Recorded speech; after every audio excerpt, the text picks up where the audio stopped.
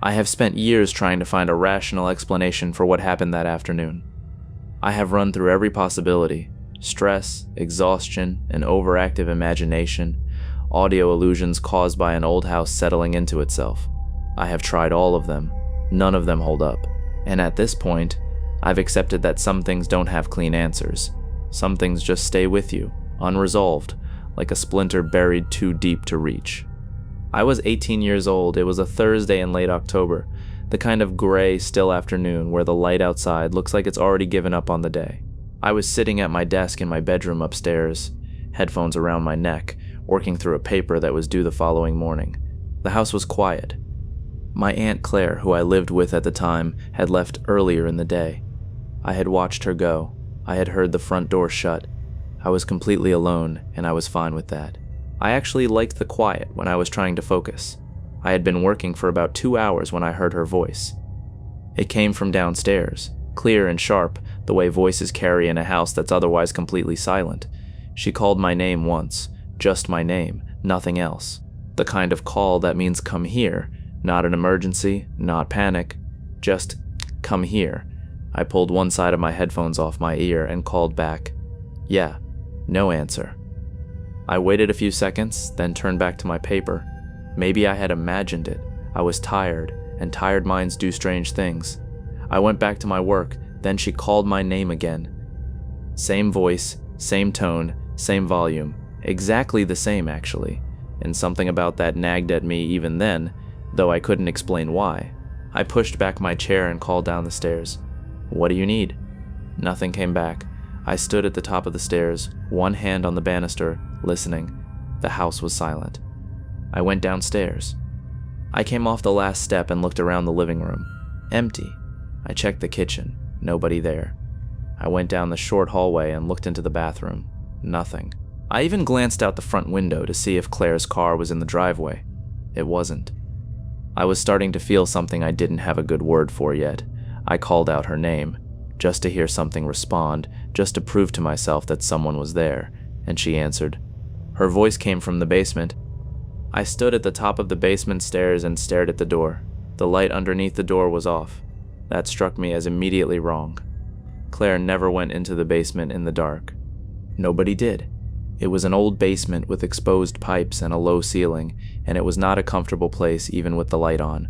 I knocked on the door and called her name again. She answered from the other side, her voice unmistakably, calling my name back at me like a response. I opened the door, the stairs dropped down into the dark, and the darkness seemed thick somehow, almost physical. I reached around the doorframe and found the light switch and flicked it on. The single overhead bulb at the bottom of the stairs buzzed to life, yellow and flickering slightly, the way it always did. I started down the stairs slowly, and as I got about halfway down, she called my name again. Same voice, same tone, exactly the same as every time before, and that was the thing that started to truly unsettle me, the sameness of it. When real people repeat themselves, something shifts. The emphasis changes, the breath behind the word changes. The second time you say something, it sounds even slightly different from the first. But every single time this voice called my name, it was identical, not similar, identical, like a recording looping, like something that had learned one sound and could only produce that one sound. I stopped on the stairs, I said her name out loud. She said mine back. I stood very still. The basement wasn't large. From the bottom of the stairs you could see most of it, the old water heater, the shelving unit where Claire kept storage boxes, the concrete floor, the low ceiling with its tangle of old pipes, and I could see, from where I stood, that the basement was empty. There was no one there, except for the crawl space. It was in the far corner of the basement, a low door barely 3 feet tall. The house was old, and the original builders had used that space for whatever they used it for, and over the years it had become a place where old things went to be forgotten. I had been in there once, years ago, on a dare from a cousin, and I had not liked it, and I had not gone back. It was dark inside, and it was large inside, larger than you'd expect from the outside, and it had a way of making you feel like the walls were closer than they actually were. The crawl space door was open, not ajar. Open. Swung wide, the darkness inside absolute. I came off the last step and stood on the concrete floor and looked at that open door, and I said her name one more time, quietly, almost not wanting an answer. The voice called my name from inside the crawl space. I did not move for what felt like a very long time. I just stood there, looking at the open door, at the darkness behind it, and I was aware of the sound of my own breathing and the buzzing of the light overhead, and nothing else. And then I called out, "Claire, are you messing with me?" I said it because part of me desperately wanted it to be a joke, wanted her to come crawling out of there laughing, having snuck back in through the garage, having set this whole thing up just to frighten me. There was no response, not her voice, not laughter, not movement, just the buzzing of the light and the silence of the house pressing down from above. I took 2 steps toward the crawl space door, and then I stopped. Something in me stopped. Not a thought, not a decision. Something older than thought. I turned around, and I walked back to the stairs, and then I ran.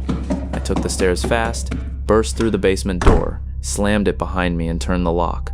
I stood in the hallway with my back against the door and my heart going hard in my chest, and I stood there until the sound of my own pulse started to slow.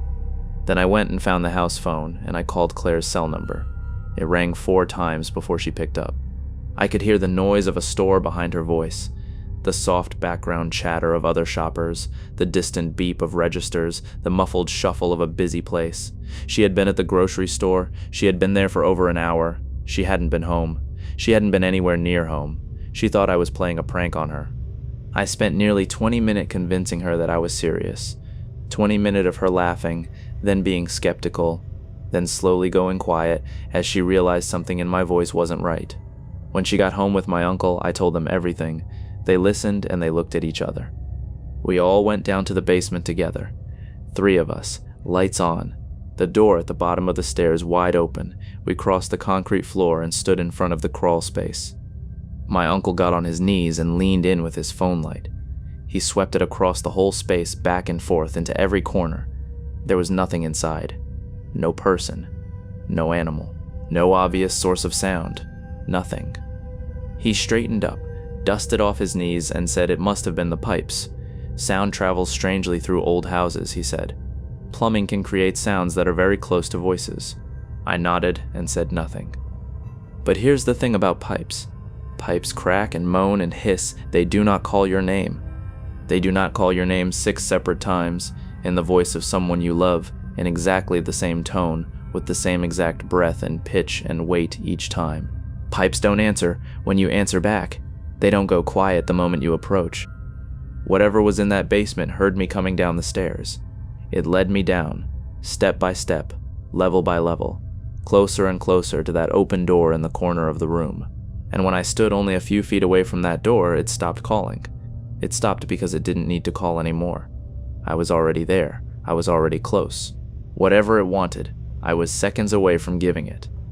The only reason I turned and ran was because some deep, wordless part of me understood what my conscious mind hadn't caught up to yet.